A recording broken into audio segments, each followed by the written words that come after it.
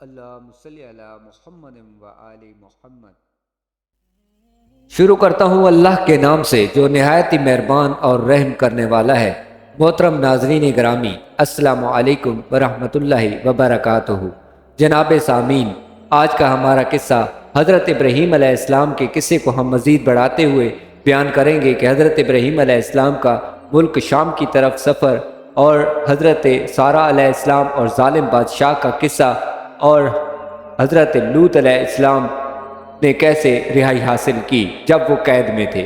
جناب سامعین، حضرت ابراہیم علیہ السلام نے جب قوم کی ہٹ درمی، انکار اور کفر پر اصرار دیکھا تو نا امید ہو کر ہجرت کا ارادہ فرما لیا۔ ارشاد باری تعالیٰ ہے سورہ عنکبوت میں کہ بس ان پر ایک لوط ایمان لائے اور ابراہیم کہنے لگے میں اپنے پروردگار کی طرف ہجرت کرنے والا ہوں، بے شک وہ غالب حکمت والا ہے، اور ہم نے اس کو اسحاق اور یعقوب عطا کیے اور ان کی اولاد میں پیغمبری اور کتاب مقرر کر دی اور ان کو دنیا میں اس کا صلہ عطا کیا اور وہ آخرت میں بھی نیک لوگوں میں ہوں گے۔ اللہ تعالیٰ نے قرآن مجید میں دوسری جگہ سورہ انبیاء میں ارشاد فرمایا ہے اور ابراہیم اور لوط کو اس سرزمین کی طرف بجا نکالا جس میں ہم نے جہاں والوں کے لیے برکت رکھی ہے، اور ہم نے ابراہیم کو اسحاق عطا کیا اور مزید برآں یعقوب بھی، اور سب کو نیک بخت کیا اور ان کو پیشوا بنایا کہ ہمارے حکم سے ہدایت کرتے تھے اور ان کو نیک کام کرنے اور نماز قائم کرنے اور زکوٰۃ دینے کا حکم بھیجا اور ہماری عبادت کرتے تھے۔ حضرت ابراہیم علیہ السلام نے اللہ کی رضا کے لیے اپنی قوم سے جدائی اختیار کر لی اور ان کو ملک شام کی طرف ہجرت کرنا پڑی۔ آپ کی زوجہ محترمہ کے اولاد نہیں تھی، اس لیے آپ کی کوئی اولاد نہیں ہوئی، بلکہ آپ کے ساتھ آپ کے بھتیجے حضرت لوط بن ہارن بن آزر بھی تھے۔ بعد میں اللہ تعالیٰ نے آپ کو بھی نیک اولاد عطا فرمائی۔ جناب سامعین، کتاب نبوت اور آپ کی نسل میں مقررہ فرما دی اللہ تعالیٰ نے، یعنی آپ کے بعد مبعوث ہونے والے ہر نبی آپ ہی کی اولاد سے تھا، اور آپ کے بعد نازل ہونے والی ہر کتاب آپ کی نسل کے کسی فرد پر نازل ہوئی۔ یہ آپ کو اللہ کی طرف سے انعام ملا کیونکہ آپ نے اللہ کی رضا کی خاطر اپنے وطن سے جدائی اختیار کی اور خاندان اور قبیلے کو لے کر ہجرت اختیار کی، جہاں آپ اپنے رب کی عبادت کر سکتے تھے اور لوگوں کو اس کی طرف بلا سکتے تھے۔ حضرت ابراہیم علیہ السلام ہجرت کر کے جس علاقے میں گئے وہ شام کا ملک تھا۔ اس کے بارے میں اللہ تعالیٰ نے قرآن مجید میں ارشاد فرمایا ہے کہ اس زمین کی طرف نکالا جس میں ہم نے جہاں والوں کے لیے برکت رکھی ہے۔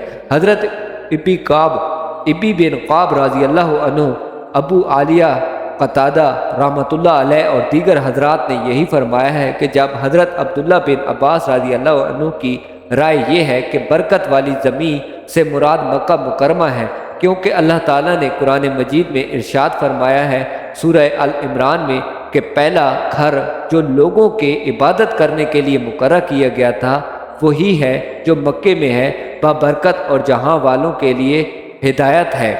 حضرت ابو ہریرہ رضی اللہ عنہ ہی سے روایت ہے کہ رسول اللہ صلی اللہ علیہ وآلہ وسلم نے فرمایا کہ ابراہیم نے 3 موقع کے سوا کبھی جھوٹ نہ بولا۔ ایک، جب انہوں نے بتوں کی طرف بلایا گیا تو انہوں نے انکار کر دیا کہ میں بیمار ہوں، بیماری کا عذر پیش کیا تھا، اور یہ فرمانا کہ یہ کام ان کے اس بڑے بت نے کیا۔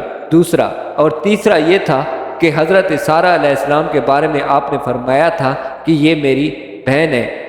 واقعہ اس طرح پیش آیا کہ حضرت ابراہیم علیہ السلام ایک شہر مصر میں داخل ہوئے جہاں ایک ظالم بادشاہ حکمران تھا۔ اس سے بتایا گیا کہ آج رات ابراہیم علیہ السلام کے ساتھ ایک خاتون ہے جو نہایت ہی حسین ترین ہے۔ بادشاہ نے بلا کر انہیں پیغام بھجوایا تو حضرت ابراہیم علیہ السلام جب بادشاہ کے سامنے پہنچے تو ان سے دریافت کیا کہ یہ خاتون کون ہے، تو انہوں نے کہا کہ یہ میری بہن ہے۔ اس نے کہا کہ اسے میرے پاس بھیج دو۔ آپ نے انہیں بھیج دیا اور ساتھ میں یہ ہدایت کی کہ میری بات کو جھوٹ نہ قرار دینا، میں نے اسے بتایا ہے کہ تم میری بہن ہو۔ حقیقت یہ ہے کہ زمین پر ہم دونوں کے سوا کوئی مومن نہیں ہے۔ جب سارہ علیہ السلام بادشاہ کے پاس پہنچی تو وہ آپ کی طرف بڑھا آپ نے وضو کر کے نماز پڑھی اور دعا کرتے ہوئے کہا کہ یا اللہ تجھے معلوم ہے کہ میں تجھ پر اور تیرے رسول پر ایمان لائی ہوں اور اپنے جسم کو اپنے خاوند کے سوا ہر ایک سے محفوظ رکھا ہے، اب اس کافر کو مجھ پر مسلط نہ فرمانا۔ بادشاہ کی سانسیں بند ہو گئیں حتیٰ کہ وہ پاؤں مارنے لگا۔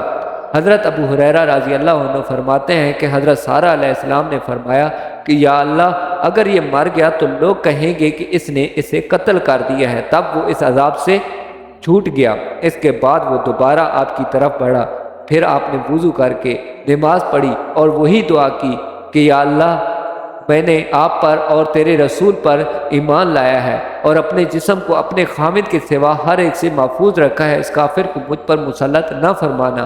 بادشاہ کی سانسیں پھر سے بند ہو گئیں اور وہ ہاتھ پاؤں مارنے لگ گیا۔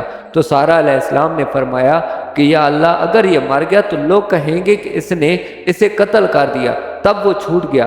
تیسری یا چوتھی بار اس نے دربان سے کہا کہ تم میرے پاس کوئی جن لے آئے ہو، اسے واپس ابراہیم کے پاس بھجوا دو اور حاجرہ علیہ السلام بھی اس کو دے دو۔ سارہ علیہ السلام واپس آ گئیں تو حضرت ابراہیم علیہ السلام سے فرمایا کہ اللہ نے کافروں کی تدبیر کو ناکام بنا دیا اور خدمت کے لیے ایک لڑکی دے دی۔ حدیث میں جو فرمایا گیا ہے کہ وہ میری بہن ہے، اس سے مراد کہ دین کے لحاظ سے حضرت سارہ علیہ السلام حضرت ابراہیم علیہ السلام کی بہن ہے۔ اسی طرح حدیث میں ہے کہ جب وہ واپس آئیں تو ابراہیم علیہ السلام نے دریافت کیا یعنی کیا ہوا، تو انہوں نے فرمایا کہ اللہ نے کافروں کی تدبیر کو ناکام بنا دیا ہے اور خدمت کے لیے ایک باندی دے دی۔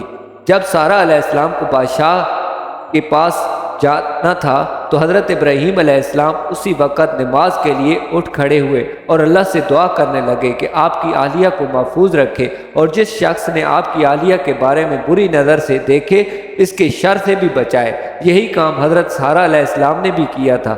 جب اللہ کے دشمن نے ان کی طرف ہاتھ بڑھانا چاہا تو انہوں نے فوراً اٹھ کر وضو کیا اور نماز پڑھ کر مذکورہ بالا دعا فرمائی۔ اس لیے اللہ تعالیٰ نے قرآن مجید میں سورہ بقرہ میں ارشاد فرمایا ہے کہ صبر اور نماز کے ذریعے سے اللہ کی مدد حاصل کرو۔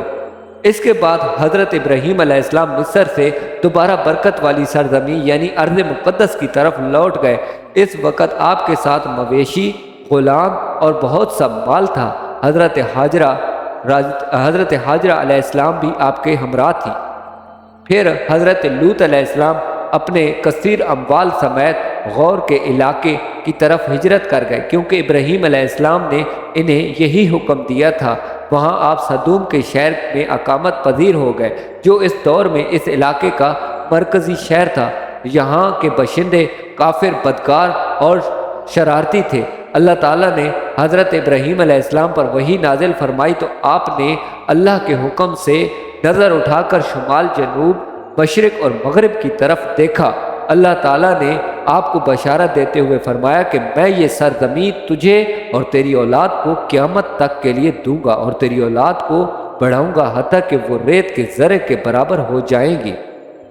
حضرت ابراہیم علیہ السلام کو دی گئی اس بشارت میں امت محمدی صلی اللہ علیہ وآلہ وسلم بھی شامل ہے، بلکہ اسی امت میں پیشن گوئی کامل ترین اور عظیم ترین انداز سے پوری بھی ہوئی۔ اس کی تاکید رسول اللہ صلی اللہ علیہ وآلہ وسلم نے اس فرمان سے بھی ہوتی ہے کہ اللہ تعالیٰ نے میرے لیے زمین سمیٹ دی تو میں نے اس کے مشرقی اور مغربی حصے دیکھ لیے۔ میری امت کی سلطنت وہاں پہنچے گی جو حصہ سمیٹ کر مجھے دکھایا گیا۔ علماء کرام بیان کرتے ہیں کہ اس کے بعد کچھ بدوشوں نے حضرت لوط علیہ السلام پر قابو پا کر انہیں قید کر لیا تھا، ان کا مال چھین لیا تھا اور مویشیوں کو ہانک کر کے لے گئے۔ جب ابراہیم علیہ السلام کو خبر ملی تو آپ 318 افراد کو ساتھ لے کر روانہ ہوئے۔ آپ نے لوط علیہ السلام کو بھی چھڑا لیا، ان کا مال و متاع بھی واپس لے لیا اور اللہ اور اس کے رسول کے دشمن کی بہت سی تعداد کو تہ تیغ کر دیا، انہیں شکست دی اور ان کا تعاقب کیا حتیٰ کہ دمشق کے شمال تک پہنچ گئے۔ وہاں برزہ کے مقام پر بڑھاؤ ڈالا۔ میرے خیال میں اس جگہ کو مقام ابراہیم اس لیے کہا جاتا ہے کہ وہاں ابراہیم علیہ السلام کے لشکر نے بڑھاؤ ڈالا تھا۔ پھر آپ فاتحانہ طور پر اپنے علاقے میں واپس تشریف لائے۔ بیت المقدس کے بادشاہوں نے بڑے احترام کے ساتھ آپ کا استقبال کیا اور حضرت ابراہیم علیہ السلام کی اطاعت قبول کی۔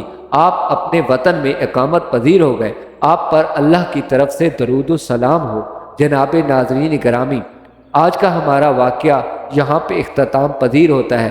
مزید ہم آنے والی ویڈیو میں حضرت اسماعیل علیہ السلام کی ولادت کے بارے میں آپ کو بتائیں گے۔ جناب سامعین، امید کرتا ہوں کہ آپ کو میری ویڈیو پسند آئی ہوگی، اور آنے والی نیکسٹ ویڈیو تک میں آپ سے اجازت طلب کرتا ہوں۔ اللہ حافظ۔